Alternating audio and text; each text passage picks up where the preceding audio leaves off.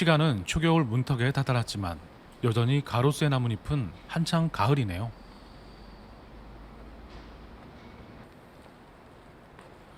우리나라 노동운동의 역사와 함께해왔던 영등포 산업선교회.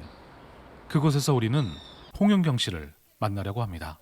맞죠? 80시간 지원도 약 80만 원이잖아요. 그게 그러면 우리가 예를 들면은 한 40만 원 정도는 여기서 요 안에서도 지원할 수 있지 않을까 제 생각은. 이미 이곳에서 일한 지 11년 차에 접어든 센터장의 역할을 하고 있지만 처음 이곳에서 일하기를 결정하기까지 여러 쉽지 않은 일들이 있었다고 하는군요. 이제 영등포 산업선교회에서 사실 일하자는 제안도 제가 한 1년 6개월 동안 계속 거절했거든요. 저는 몸도 아프고요. 뭐 나가서 무슨 일을 할 수 있을지 잘 모르겠어요. 그리고 나중엔 이런 생각이 들더라고요. 아, 내가 뭐라고. 뭐 자신은 없지만 한번 나가보지 뭐. 그래가지고 이제 일을 시작했는데 제일 처음 한 일이 뭐냐면 노동자들 마음치유 프로그램을 기획해서 진행하는 것을 했어요. 홍윤경 씨는 과거 이랜드 노동조합 소속의 활동가로 있으며 악명 높던 이랜드 노조 탄압의 역사와 함께해왔습니다. 마치 노동조합을 연인으로 삼은 것처럼 말이죠. 그래서 노동조합 활동은 그에게 행복이었지만 동시에 상처이기도 했습니다. 저도 제가 파업을 해보니 이 투쟁하는 노동자들의 마음의 상처나 이런 게 정말 크구나. 그거 하다 보니까 와, 이게 진짜 내가 해야 될 일이구나라는 거를 많이 생각을 했어요. 왜냐하면 제가 상처 입은 사람이었기 때문에. Come over, come over.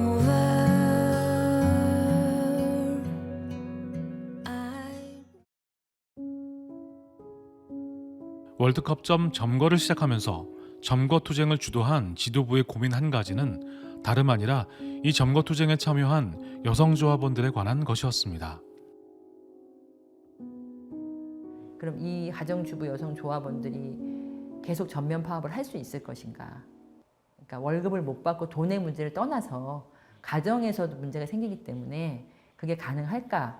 이런 생각을 저희 간부들은 했었고, 그래서 저희는 파업 결의를 할 때 1박 2일 하자. 점거 농성을 결의하면 임원들뿐만 아니라 현장 간부들까지도 구속될 수도 있다. 1박 2일 끝나고 점거 농성 끝나고 나오려고 했는데 이제 조합원들이 나가지 말자. 나갈 수 없다. 저희들을 이제 눌러 앉히게 했던 그런 순간들이 사실 지금 생각해도 정말 영화 같아요.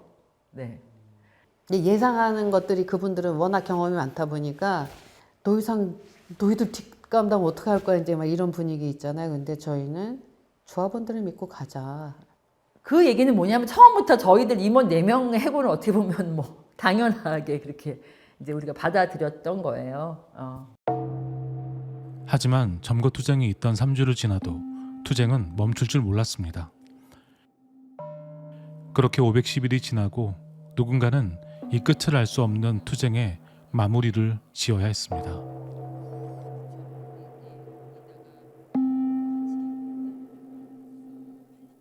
(510일이라는) 게 가장 최고로 강도 높은 투쟁, 그러니까 3주 동안에 월드컵 점거농성을 하고 그 이후에 500여일을 버틴 거잖아요.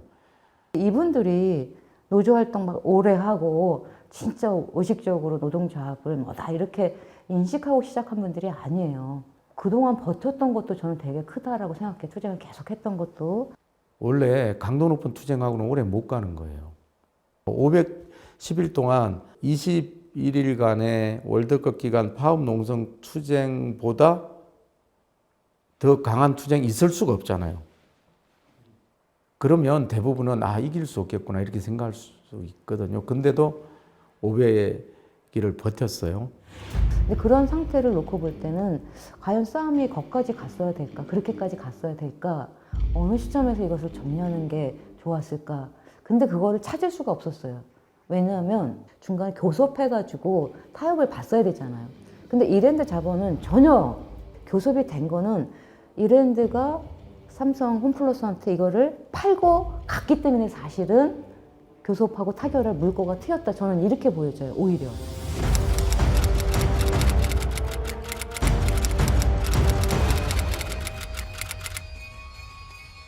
타결하는 과정 안에서는 서로 정말 힘들었을 것이다. 왜? 타결의 내용이 계속 핵심 지도부들을 해고화시키는 거였어요. 소위 그 조합원들이 만들어낸 투쟁을 지도부가 강제사직을 받아들이고 그리고 이랜드는 뭐 전하 홍룡행동이처럼 해고를 일단 그냥 감내하면서 정리를 했단 말이에요. 그러니까 당연히 반발하죠. 괜찮아요. 제 마음속에는. 근데 마지막에 그런 저희는 이제 임원들과 뭐 상직 간부 정도까지는 받겠지만 이제 현장 간부 가장 핵심이 분회장이죠. 그 한 점포에 있는 조합원들 대표 분회장. 이 분회장만큼은 해고시키면 안 된다라는 것이 저희들의 생각이었고 그걸 가지고 이제 계속 협상을 했는데 뭐 사실 조금 분회장도 몇 명 나중에는 해고가 된 거죠. 그 얘기는 뭐냐면 처음부터 저희들 임원 4명의 해고를 어떻게 보면 뭐 당연하게 그렇게 이제 우리가 받아들였던 거예요. 어떻게 지도부를 그렇게 헌신적으로 싸워왔던 지도부가 다 해고도 물론 안 되지만 강제사직을 쓰는 방식으로 타협을 할 수 있느냐. 이거에 대해서 사실은 저도 비판했고 당시 노동운동 쪽에서도 비판이 그쪽에서 왔었어요. 근데 이거는 힘의 관계에서 어쩔 수가 없었어요. 뭐 지도부 해고보다 더 중요했던 건 뭐냐면 그때 3,000명이었거든요. 비정규직이. 그 3,000명 전원의 무계약직 전환을 저희가 내걸었어요. 이거 우리가 쟁취해야 된다. 그때 마지막까지 싸웠던 169명이었나? 완전 투사들이지. 그 우리 조합원들이 반대했어요. 안 된다. 투쟁한 그 값을 치른 우리만 정규직화 해야 되는 거다. 이렇게 주장을 많이 했었어요, 사실은. 지도부가 엄청나게 설득했죠. 우리는 같이 가야 된다. 그리고 비조합원들에게까지 지지받아야 복귀해서 다시 민주노조 세울 수 있다. 우리가 해고를 받아들인 것은 이렇게 3,000명 전원의 무계약직 정환 이런 요구를 쟁취하기 위해서다. 그건 우리 확신이었으니까. 근데 그때 투쟁이 저도 살고 우리 조합원들도 함께 살기 위해서 투쟁했던 거기 때문에 잘 결정했다.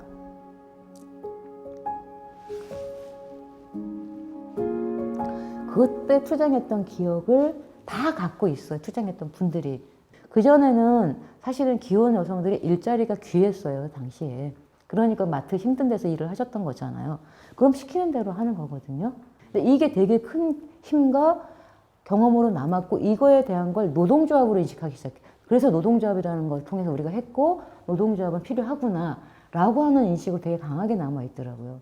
그러면서 이분들이 복귀할 때 저는 복귀할 때 모습이 되게 가슴이 이렇게 짠하다 그럴까 가서 위축될 줄 알았어요. 사실은 지도부 놓고 나왔잖아요. 근데 이분들이 대체적으로 다 들어갈 때 당당했다. 관리자들이 한 분은 못하죠. 비조합원들까지 다 무계약직 전환을 한 거예요. 그러니까 이제 아마 들어가면서 어떤 면에서 개선장군처럼 들어갔을 거예요. 이렇게 여러 사람들이 회사를 떠나는 조건으로 비조합원을 포함한 직원 전원의 무기계약직 전환이 이루어졌습니다.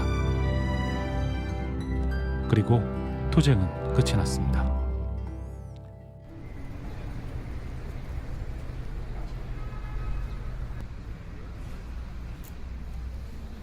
남는 게 뭘까라고 이렇게 하나하나 짚어봤을 때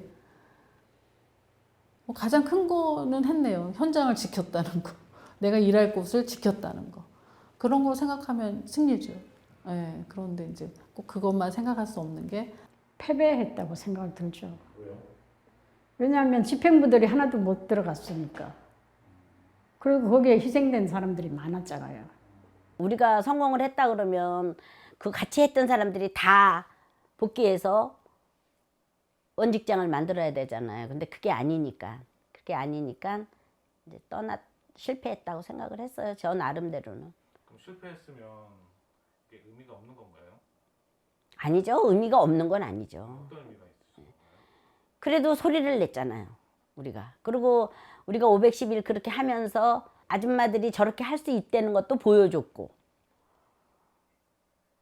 절반의 승리였고 절반의 패배였다는 그 의미가 2019년까지 다시 와서 보니까 절묘한 평가였었고, 근데 사실은 그 의미가 어떻게 살아날지 예측할 수 없었던 평면적 평가였더라. 우리 조합원들이 근데 그것을 잊지 않고 10년 뒤에 정규직 전환을 하게 되거든요.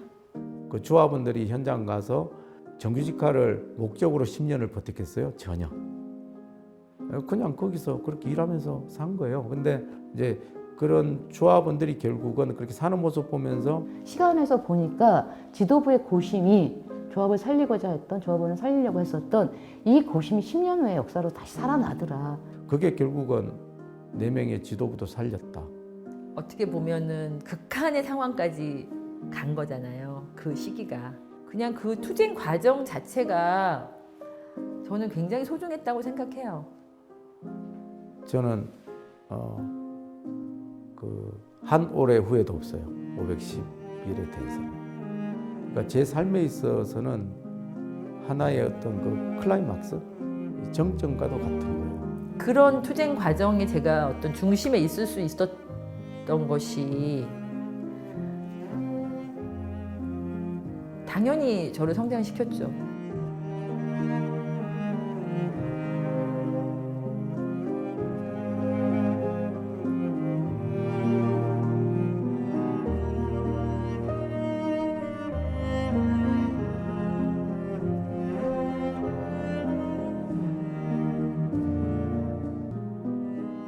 전례를 찾아볼 수 없었던 여성 노동자들의 510일간의 투쟁. 그것들은 우리 주변 어디선가에 뿌려져 오늘 우리를 자라게 하고 먹게 하고 살게 하고 있을지 모릅니다. 우리가 그 마음을 잊지만 않으면 말이죠.